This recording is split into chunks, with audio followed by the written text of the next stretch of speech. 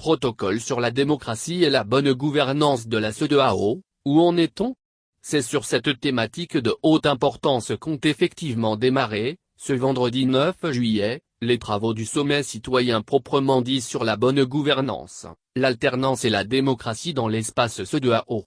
Une rencontre ayant visiblement reçu la bénédiction des autorités béninoises, lancée ce jour par le directeur de cabinet du garde des Sceaux, ministre de la Justice et de la Législation du Bénin, Michel Adjaka. Un panel portant sur le syndrome du troisième mandat en Afrique, les nouvelles formes de coup d'État qui s'est voulu bimodal a servi d'apéritif. Animé par Mohamed Traoré, ancien bâtonnier de l'ordre des avocats de la Guinée, qui s'était penché en présentiel sur le cas malheureux de la Guinée, Madame Ulrike Rodger du National Democratic Institute, NDI, qui a presté à titre personnel, Madame Eliane Niob, représentante de l'ONG de promotion et de défense de la liberté d'expression au Sénégal article 19 et Madame Essata Guindo Traoré, juriste de formation, qui sont intervenus à distance via l'application Zoom. Ce panel a porté les projecteurs sur la problématique avec le cas phare de la Guinée d'Alpha Condé, la liberté d'expression, mené les réflexions sur comment rendre les constitutions plus fortes que les hommes forts. Un second portant sur le thème gouvernance, l'armée a-t-elle un rôle à jouer? A été animé par Alioune Tine, ancien directeur régional Afrique de l'Ouest d'Amnesty International et expert indépendant sur les droits de l'homme et Claude Biao, écrivain et consultant spécialiste des conflits et du terrorisme en Afrique qui ont rappelé le rôle fondamental de l'armée à savoir, la défense de l'intégrité du territoire et la protection des populations. On ne saurait dissocier l'armée de la politique, mais il urge de définir le cadre de son intervention, la recadrer en fait, parlant de chantage sécuritaire, a indiqué ce dernier. Nous ne pouvons pas régler la pathologie de la démocratie par d'autres pathologies, a relevé de son côté le droite d'Elomiste Alioune Tine, au sujet de la validation des pouvoirs militaires par les populations au Mali suite à un sondage. Un troisième panel a été animé sur les missions d'observation de la CEDEAO. Quelle efficacité par Maïkoul Zodit, le coordinateur de Tournons la page Niger, via Zoom par Mohamed Madi Diabakat, politologue togolais et ancien président du Centre pour la gouvernance démocratique et la prévention des crises, CGDPC, et modéré par Marc Onaes Anguy, le président de Tournons la page internationale. Ces missions qui se concluent par la même phrase, à savoir que les quelques manquements constatés ne sauraient remettre en cause la légitimité des scrutins, servent en fait à avaliser les simulacres d'élections et ne sont que du business pour les observateurs ont été dénoncés autant par les panélistes que les participants. Ces 3 panels ont donné lieu à des débats assez animés où des alternatives ont été proposées aux différentes problématiques. La démocratie ne saurait être un luxe pour l'Afrique.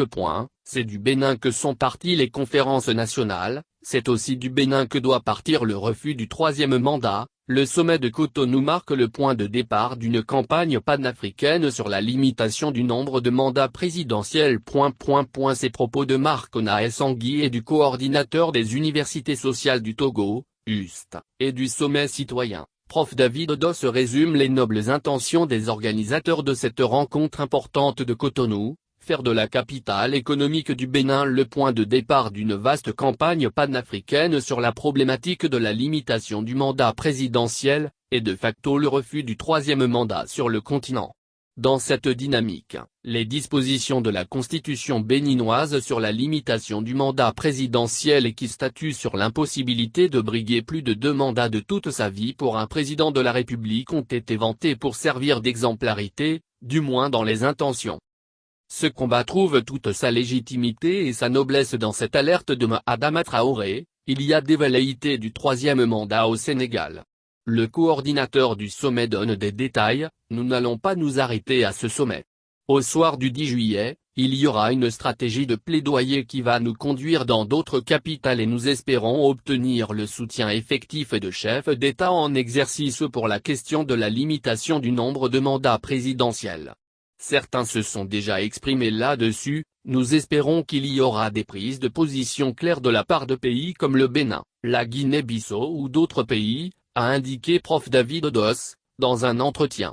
Si nous déployons des stratégies de plaidoyer et que des chefs d'État deviennent nos alliés objectifs, nous sommes convaincus que nous arriverons cette fois-ci, au-delà du simple bavardage, a impacté les prises de décision aussi importantes que la question de la limitation du nombre de mandats présidentiels au niveau de l'institution, croit-il fermement. Selon les indiscrétions, des présidents seront sollicités en vue de déclarer publiquement leur volonté de ne pas briguer de troisième mandat. Toute chose qui aura l'effet de booster la campagne envisagée par la société civile sur la nécessité de l'alternance dans l'espace ouest africain. À l'aune de la vision 2050 de la CEDEAO, nous voulons crier haut et fort que le temps de la renaissance des peuples d'Afrique est venu. Que la CEDEAO des peuples soit une réalité pour le bonheur des peuples, en a vivement appelé de ses vœux le prof David Dossan. Cette première journée du sommet citoyen ouest-africain sur la bonne gouvernance, l'alternance et la démocratie a été clôturée par une remise de prix par Africa Henri Zigne, par le biais de Prince Akpa, à la coalition Tournons la page internationale, et c'est son président Marc Onae-Sangui qui l'a réceptionné.